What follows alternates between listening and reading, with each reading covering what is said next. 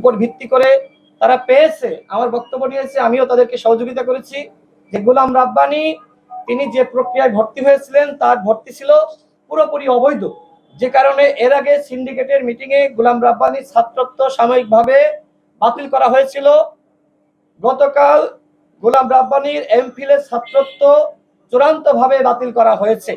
এক্ষেত্রে তদন্ত কমিটির পক্ষ থেকে তারা যে বক্তব্য সেখানে উল্লেখ করেছে, যেহেতু গোলাম রাব্বানী তিনি অবৈধভাবে ভর্তি হয়ে জিএস প্রার্থী হয়েছিলেন, সেক্ষেত্রে গোলাম রাব্বানীর জিএস নির্বাচিত হওয়ার প্রক্রিয়াটিও অবৈধ। এক্ষেত্রে খুব শীঘ্রই আনুষ্ঠানিকভাবে ঢাকা বিশ্ববিদ্যালয় প্রশাসন তার জিএস পদ বাতিল করবে।